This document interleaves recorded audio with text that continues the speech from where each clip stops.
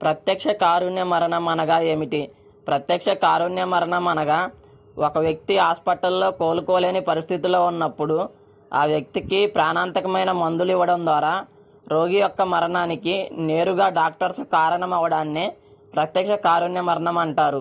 అంటే ఒక వ్యక్తి అసాధారణమైన పరిస్థితిలో కోలుకోలేని స్థితిలో ఉన్నప్పుడు డాక్టర్సు ఆ వ్యక్తి మరణించడానికి ఇంజెక్షన్స్, టాబ్లెట్స్ ఇస్తారు. దీని ద్వారా ఆ వ్యక్తి మరణానికి నేరుగా కారణమవుతారు. దీనినే ప్రత్యక్ష కారుణ్య మరణం అని అంటారు. పరోక్ష కారుణ్య మరణం అనగా ఏమిటి?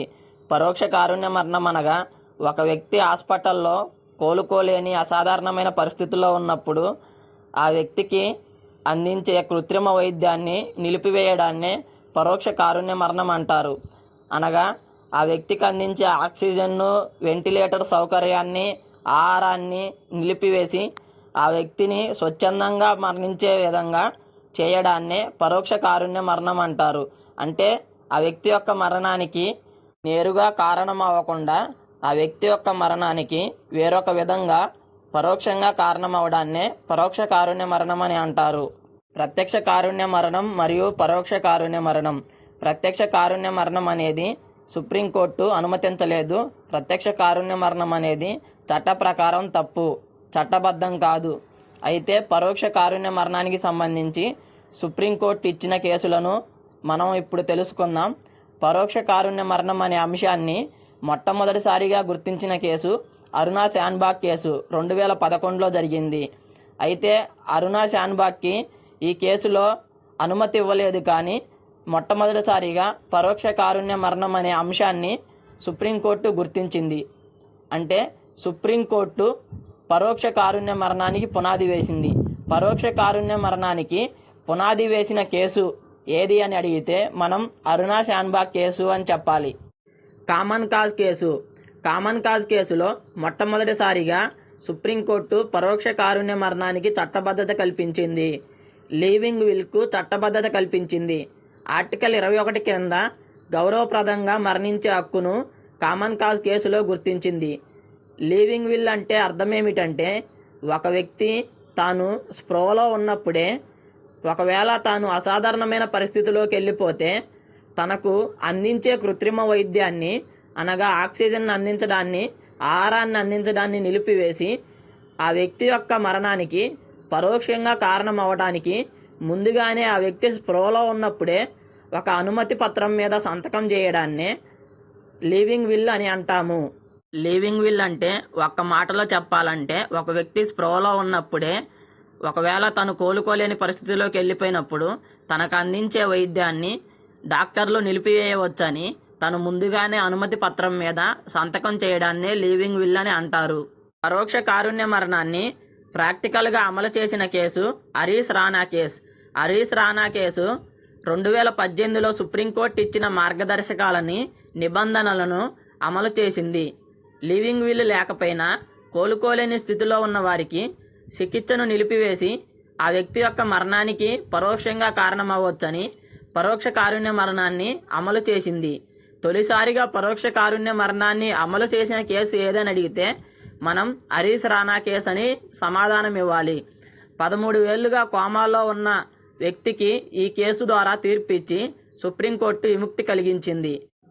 ఈ 3 సుప్రీంకోర్టు కేసులకు సంబంధించి ఎగ్జామ్లో ప్రశ్న ఏ విధంగా అడుగుతాడో తెలుసుకుందాం.